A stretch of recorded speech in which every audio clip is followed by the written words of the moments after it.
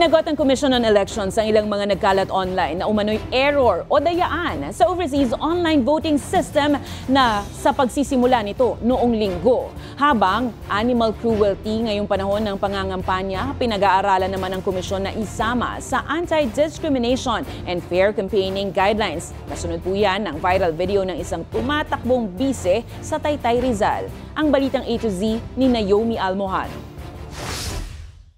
Umarangkada na ang kauna-unahang internet voting ng Pilipinas para sa 2025 midterm polls. Unang bumoto noong linggo ang registered voters sa New Zealand habang nagsimula na rin ang mga nasa Honolulu, Hawaii ngayong Lunes na siyang kumumpleto naman sa 77 posts ng online voting and counting system ng Commission on Elections. Pero kahit pa kasisimula lang ng online voting, samot-saring pagkalito na ang naranasan ng mga overseas voter.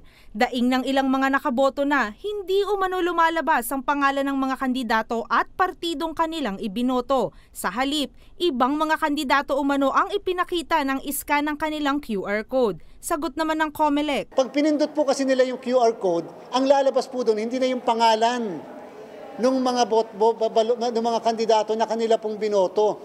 Lalabas po dyan ay machine-readable codes ng lahat ng kandidato. Paliwanag ni COMELEC Chairman George Erwin Garcia, pagkatapos ikas ng mga botante ang kanilang boto online, ipakikita muna sa screen ang mismong balota nila o iyong kanilang ibinoto. Pagkatapos nito, tatanungin sila kung handa na silang ipasok ang kanilang mga boto at saka bibigyan ng QR code. Hindi po talaga namin bibigay yung mismong pangalan pagkatapos ma-cast kasi pwedeng gamitin sa vote buying. Pwede pong i-print yan pag natapos ng botohan sa Mayo 12. Pagtitiyak ni Garcia, walang dayaang nangyayari lalo pat may random manual audit din na gagawin ang komisyon, katuwang na dyan ang NAMFREL at PPCRV.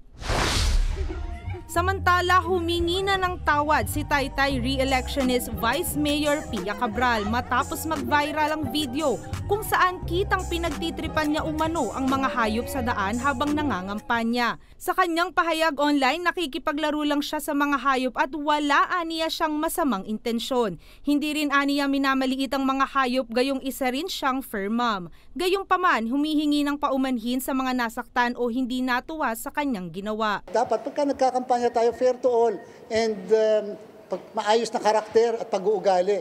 Hindi yung porket hayop sasaktan natin o paglalaruan. Pinag-aaralan naman na ng COMELEC ang insidenteng ito at tinitingnan kung marapat nang isama sa Anti-Discrimination and Fair Campaigning Guidelines ang animal cruelty.